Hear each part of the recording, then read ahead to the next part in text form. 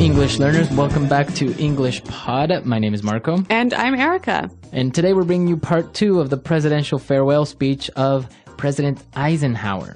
That's right. So we saw in a previous lesson the beginning of this speech. Now we're going to look towards the end of the speech. Now we must tell you as well that we did change the speech a little bit, right? We changed it a little bit to make it a little bit more comprehensible, and also we did shorten it. The speech isn't this short. We did take out a lot of stuff. All right. So again, Marco, why are we looking at this speech? What are we learning from it? Well, in this last part of the presidential farewell speech, there are a lot of great words that are more difficult and very poetic, so you can use them in different formal circumstances or just to sound a little bit more well-spoken. Yeah. And we also, again, are going to look at some really quite difficult and challenging structures that we hope you can use maybe when you're giving a formal talk or even in your writing if you want to sound quite professional. Okay, very good. So why don't we listen to the dialogue for the first time? Let's listen how President Eisenhower says goodbye, and then we'll come back and look at the words.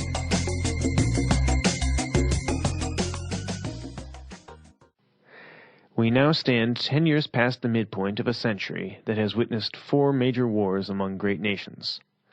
3 of these involved our own country. Despite the carnage of these conflicts, America is today the strongest, the most influential, and the most productive nation in the world.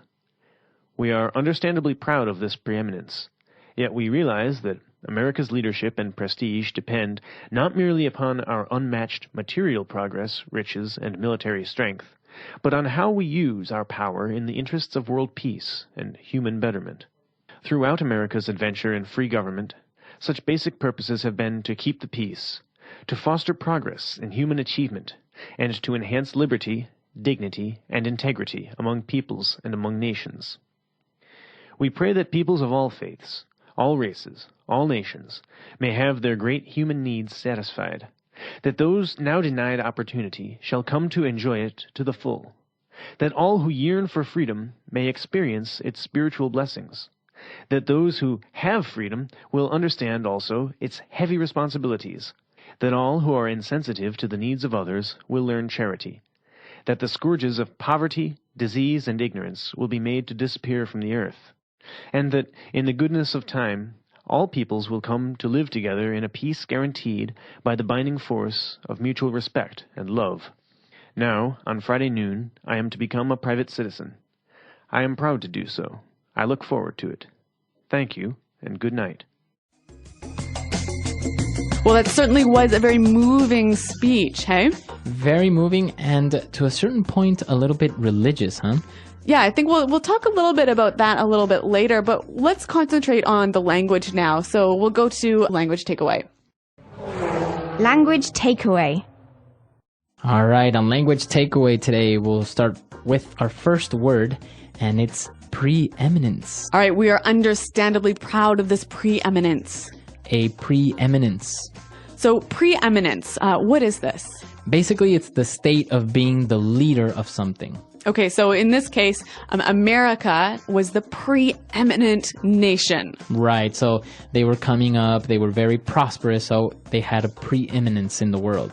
All right, so I think we can see here you can use this as an adjective, a preeminent nation, or as a noun, an uncountable noun, the preeminence of our state. Very good. Since we can use this word as a noun and an adjective, why don't we listen to some more examples so we can get a better understanding of it? Example 1. Now please welcome Dr. Frank Hicks, the world's most preeminent expert on nuclear biology. Example 2. He's been a leader in his field for 25 years, and his preeminence has never been questioned. Example 3. Carol Dixon is one of the most preeminent experts in green technology. All right, well, Eisenhower's talking about all of the things that the American people had done since they became a free nation, and one of these things was to foster progress in human achievement. Foster progress in human achievement. Well, I like this verb a lot, to foster something. So if I say to foster progress or to foster something, what am I saying? To help something grow and develop. To take care of it, to nurse it. Yeah. We very commonly hear this word associated with children, right? A foster child. Yeah. So what's that? If you have a foster child, you are basically taking care of a child because the parents can't look after him. It's not like adopting because it's not actually legal. It's just that you're helping somebody out by raising this child. Right. So we can see the connection there, a foster child to foster something. But this is really a great word, and I think it would help to give a couple of examples of how we could use it. So for example, I can say our company is looking to foster better creativity in the workplace. Or we could say, here at Praxis Language, we foster the development of your English. Very good. So the word foster. Now, moving on, in his speech, he was talking about nations and faiths and different types of groups, and he said, all who yearn for freedom. All right, this is a great phrase. All who yearn for freedom. To yearn. So to yearn for something. Now, if I yearn for freedom or I yearn for something, it's basically that I really want it in my heart. Yeah, you really wish for it in a way that's almost painful. You want it so badly. Now, you wouldn't say, like, I'm yearning for ice cream, would you? No, unless you were locked up in prison and hadn't had ice cream for 55 years. Exactly. So it's usually related to something that's very difficult to get or something like freedom or yearning for... That's really important. Exactly. Something very important. And now for our last word, President Eisenhower was talking about charity, he was talking about freedom, and he mentioned the scourges of poverty. Okay, so scourges. The scourges of poverty. Scourges is a really difficult but interesting word. So why don't we hear a few more examples to help us understand it? Example 1. Malaria is a disease that continues to be a scourge to the developing world. Example 2. One day we hope to eliminate the scourge of cancer. Example 3. NATO promises to wipe out the scourge of terrorism. So as we can see, the scourges of something basically is the cause of pain or suffering. Mm-hmm. So now relating it back to the text, we see scourges of poverty. Yeah, scourges of poverty, scourges of disease, and scourges of ignorance. All right, so we can see that poverty, ignorance, and disease cause a lot of really terrible things, right? Exactly. So that's why we say they are scourges. Okay, so scourges. Now, so that brings us to the end of our words per takeaway today. But, as we talked about earlier, we've got some really difficult and interesting structures to look at now in Fluency Builder. Fluency Builder.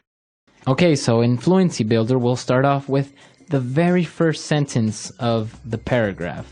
When he said, we now stand 10 years past the midpoint of a century. Okay, so I love this phrase. We now stand 10 years past the midpoint of the century. Now, it's interesting because he is making reference to the future in the present. Mm-hmm. And he's using a great phrase to do that. We now stand. Mm-hmm. Now, we can change it a little bit and use the first part, we now stand, in different circumstances. So why don't we listen to a couple of examples? Example 1. We now stand before you to declare our love and be united in marriage. Example 2. I stand before this court and declare my innocence. Example 3. Together, we now stand before this great challenge and we will fight arm in arm to defeat poverty. All right, so you can see that this is a wonderful phrase to use maybe in a formal speech, right? Right, or a wedding again, or a formal ceremony. Yeah.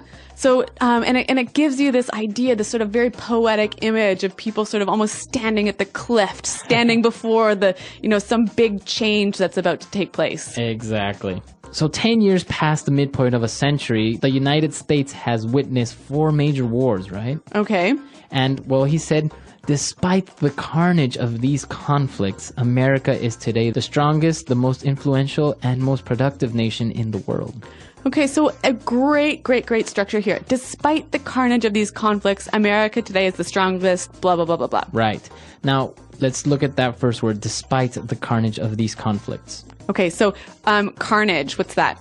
Carnage is like a massacre, right? Where many people got hurt or killed. Okay, so a pretty violent situation when a lot of people died. And now, why does he use this word despite? Okay, so he's basically saying even though we had all of this death and violence in this century, we're still the greatest nation, blah, blah, blah, blah, blah. Exactly, that's exactly it. I can say, for example, despite the economic crisis the world is going through, our company has an enormous opportunity to grow and be more profitable. Okay, or if we want to take it and imagine we're at a wedding, we might say something like this. We could say, despite the many difficulties this couple has faced, they have a very bright and happy future together. Very good. And now, if we take a look at the last paragraph, it's very interesting because it's one sentence. It's a really long sentence. It's a very long sentence. So even though it's not a phrase, let's take a look at the punctuation of this paragraph. Okay, so Eisenhower starts out by saying, we pray that peoples of all faiths, all races, all nations may have their great human needs satisfied. And then we have a semicolon there, right? Right. So why do we have a semicolon? Well, here's what he's doing. He's saying, we pray for something. And then he's listing the many different things that he's praying for. Okay, so it's basically a list. Yep. Okay, so we know that when you're writing a list, we commonly use commas between all the things that are in this list. But here, because they are long and complex ideas, a comma is not enough. Right. You need a semicolon. Okay, so we can see here from the text that the semicolon is a great way to separate ideas, big ideas, complex ideas in a list. Exactly. So you can use it and not necessarily have to end your sentence or that each idea become one sentence. You can all just make it in one big sentence. Yep. You know, and actually I remember back to high school, Marco, my teacher told me, hey, if you throw in a few semicolons into your writing and do it properly, you'll really impress people. All right. So this is good advice that you can take and throw in a couple of semicolons, a little bit of commas here and there, and it'll look like you really know how to write. Yep. Okay. So with that in mind, why don't we listen to what Eisenhower wrote one last time?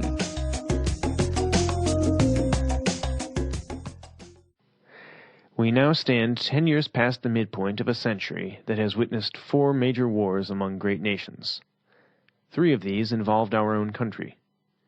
Despite the carnage of these conflicts, America is today the strongest, the most influential, and the most productive nation in the world. We are understandably proud of this preeminence, yet we realize that America's leadership and prestige depend not merely upon our unmatched material progress, riches, and military strength, but on how we use our power in the interests of world peace and human betterment. Throughout America's adventure in free government, such basic purposes have been to keep the peace, to foster progress in human achievement, and to enhance liberty, dignity, and integrity among peoples and among nations.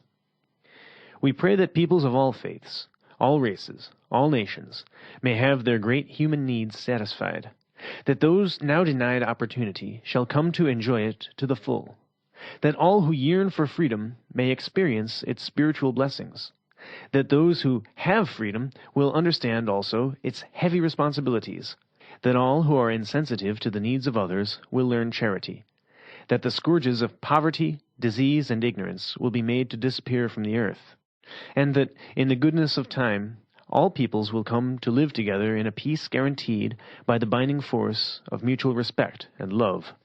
Now, on Friday noon, I am to become a private citizen. I am proud to do so. I look forward to it. Thank you, and good night.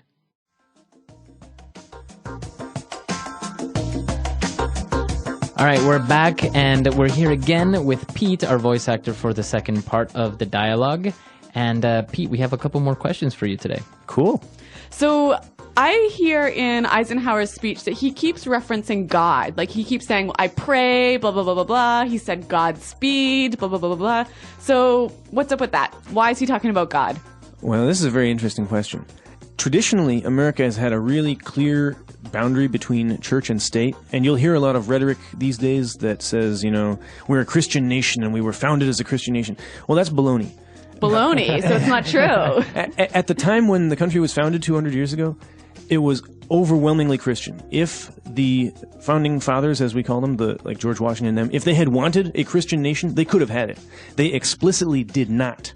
And a lot of people since then have gotten that confused. And now when we have a very large Muslim population, we have Buddhists, we have, people in all various different kinds of, Mormonism and everything, it's even less possible now. So I'm kind of baffled when I hear people say that America is a Christian nation. But you even have it now in the coins, or on the money, right? It says, "In God we trust." Right. That started in the early 20th century. I think that was Teddy Roosevelt era. He opposed that. Roosevelt was really opposed to that, but... And then what happened? They approved it. Yeah, and people said later, like Eisenhower talking about this stuff, in America we have something called the Pledge of Allegiance, which I don't think you guys probably have. Not in Canada. yeah. Obviously, you wouldn't do it to America, but to your own. It's kind of like a salute to the flag, right? Yeah, it's a little bit nationalist. I did it growing up. You put your hand over your heart and you face the flag and you say, "I pledge allegiance to the flag of the United States of America and to the republic for which it stands, one nation under God, indivisible, with liberty and justice for all." That part about one nation under God, that was added in the 50s as a kind of a way of showing that America is not, quote-unquote, a godless communist country. Wow. Yeah, because communism teaches, no religion, and so they make sure we're not communists, Okay, but we don't think that, right? Yeah, I mean, I'm all about tolerance, so I think that's kind of absurd. Okay, so what I think is really interesting, though, is that every political speech, every time a political leader has to say something publicly, he'll always quote God, right? Right, and they'll often end a speech with, "Thank you" and "God bless America" or something. Yeah. Exactly. Which, for me as a Canadian is really strange. Like, if a Canadian president said, "God bless Canada," no one would know what to do. Like, yeah. I don't know. Anyway. I had an ex-girlfriend who was British, and she, Tony Blair started with that a couple times. He said, "And God bless us all," or something, and she was just put off by it, and she was like, "The Brits will never take this," and they didn't. Yeah, no one was impressed. All right, well, an interesting feature of American history, politics, and society. So Thanks for that insight, Pete. Cool. My pleasure. Yeah, and if you guys have any comments or any suggestions about this lesson or any upcoming lessons, just let us know. Or American politics in general. Cool. I'll try to stop in on the forum and see if I can answer a question or two. That would be awesome. So visit us at englishpod.com, and Marco, myself, and Pete are around to answer your questions. All right, we'll see you guys there. Thanks for downloading, and goodbye. Bye.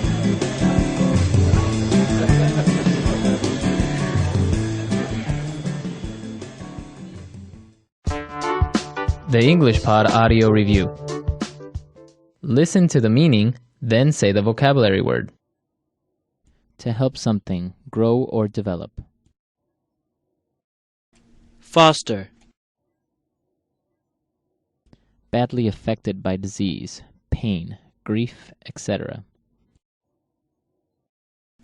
Stricken.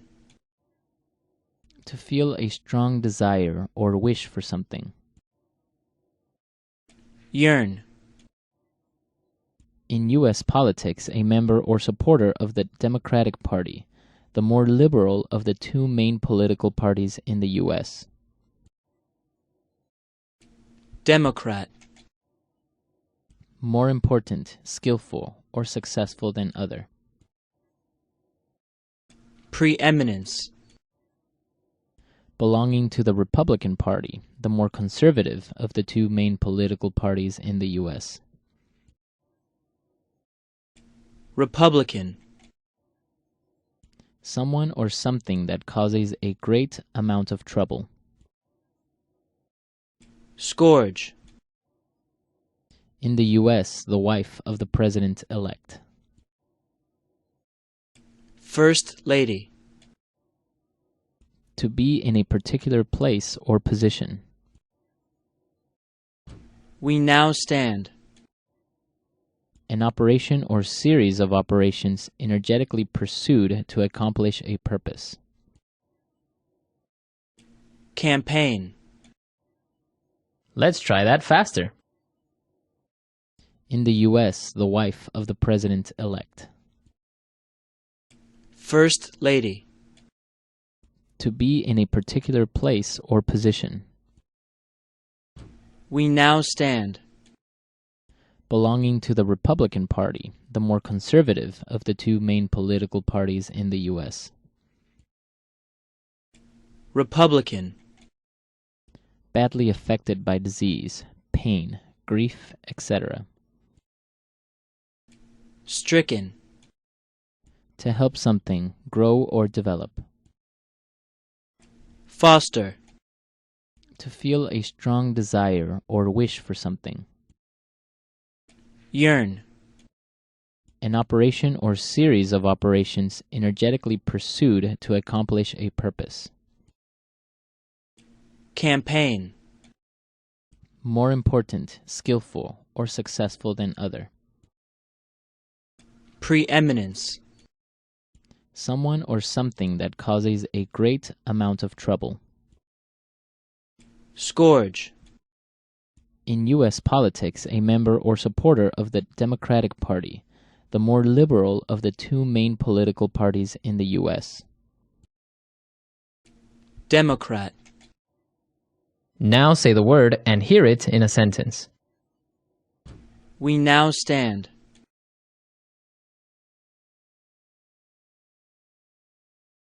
We now stand before you to declare our love and be united in marriage. We now stand. I stand before this court and declare my innocence. We now stand.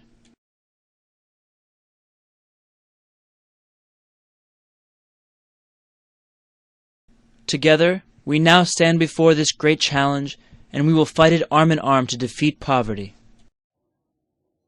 Yearn.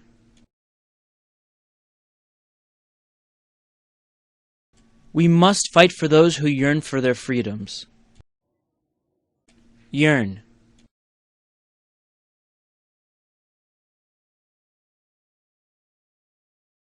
In the pasts of all great men, you will find a yearning to learn and to succeed. Yearn.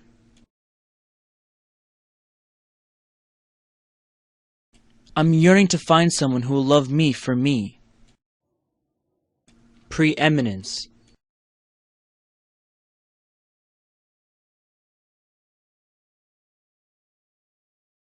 Now, please welcome Dr. Frank Hicks, the world's most preeminent expert on nuclear biology. Preeminence.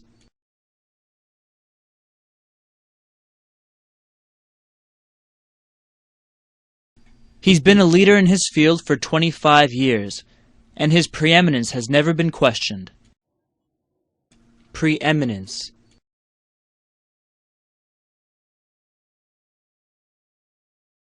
Carol Dixon is one of the most preeminent experts in green technology. Foster.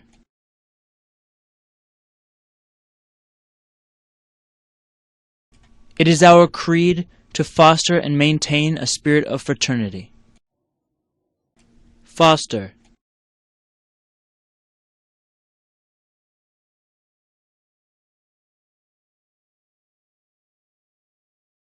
To restore our country to the glory of its past, we must foster an attitude of determination in social service. Foster.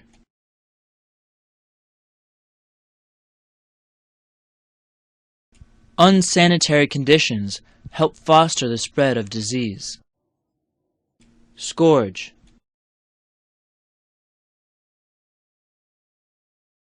One day we hope to eliminate the scourge of cancer. Scourge.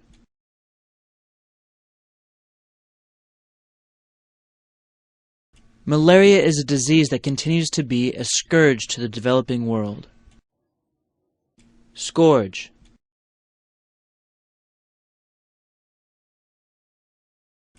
NATO promises to wipe out the scourge of terrorism.